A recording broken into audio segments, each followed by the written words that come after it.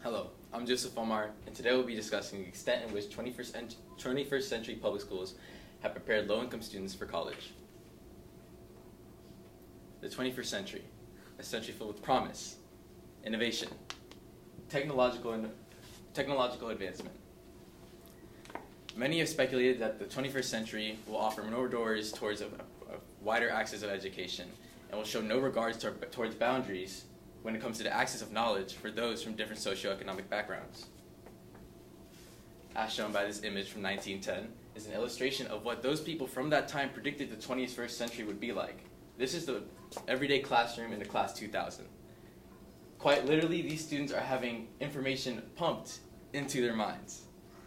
We cannot blame them for their wild speculations, but this does go to show that there were high hopes for the 21st century in regards to the access of knowledge. Now, sadly, the 21st century has fallen short. The privilege of being prepared for college and the preparation for those in lower socioeconomic backgrounds only reserved for those who are most fortunate. And one of the most detrimental reasons as to why this ill preparation has occurred from 21st century public schools is due to guidance counselors. Guidance counselors possess a lack of information. Guidance counselors that don't care. Guidance counselors that give you the same gist of information that they give everybody. Take this class. Don't take this class. Be careful with your grades. Stay away from these people. Don't do drugs. Now, according to Judith Sandelow, in her article College Decision Time Preparing Low-Income Students for a Higher Education, she gives a scenario in Washington, D.C. In this scenario, it goes to show that SAT practice for college is common knowledge for middle-class students, but not for low-income students.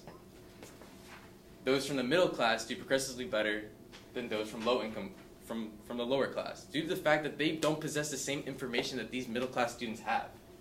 Now, in another scenario presented by Sonia Broken Santelices in her article, Are High School Students Preparing Those for College Readiness? She gives the story of Trey. Trey, he wants to become a dentist. He's from the heart of the bayou in Louisiana, comes from a low-income family. Trey turns to the one person who he thinks can help him, his guidance counselor.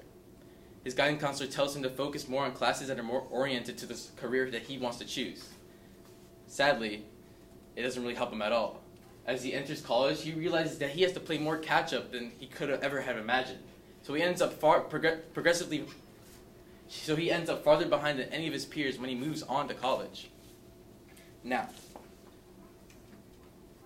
one of the most detrimental reasons as to why people from low-income students aren't better prepared for college, racism. In a book by Jonathan Cazal, as he toured the southern United States, he discovered that 95 to 99% of public schools in the southern United States showed the lack of intermingling between non-whites and white students. These white students would more so pertain towards talking to one another, while these non-whites would be left alone. As a result, they felt like they weren't as equal. They felt like they were less than them, even though the only thing that differed amongst themselves was the color of their skin. Now, in a research study done by Dr. Monica Martinez, she showed the participation rate of low-income students depending on minority and race. Now, this is based on 18 to 24-year-olds. 46% of low-income white students ended up making it onto college, while only 40% black students made it onto college, and lacking behind both, 34% of Latino students who only made it off to college. And now, another overlooked factor towards the lack of preparation of a student when he or she wishes to continue on to college is parental involvement. Most people don't realize, but usually parental involvement is a key factor when a student actually wants to go to college. In fact, parents, most of the time a student wants to go to a certain school, it's because their parents pressure them into going to that school. But sadly, when it comes to low-income students, you see more of something like this. Granted, this student is wishing for their parent to pay attention to them with what they're doing playfully. The same situation goes for those who are wishing to achieve a higher education. Their parents, the reason why these parents don't participate more in their students' education is due to their past experiences. According to Cheryl Holcomb McCoy in her article, she stated that the reason parents don't really engage themselves within their children's aspirations in college It's due to the fact that they are given false information in regards to how much it costs for that college. Not only just the cost, but also their past experiences. Because if you're coming from a low-income family, chances are they didn't have a good college experience or a college experience at all. Now, to counteract this, we need to hire guidance counselors that care. We need to hire guidance counselors that will give inform students, not just the students, but also the parents themselves. And most of all, we need to make schools a safer place and more diverse so every student feels equal.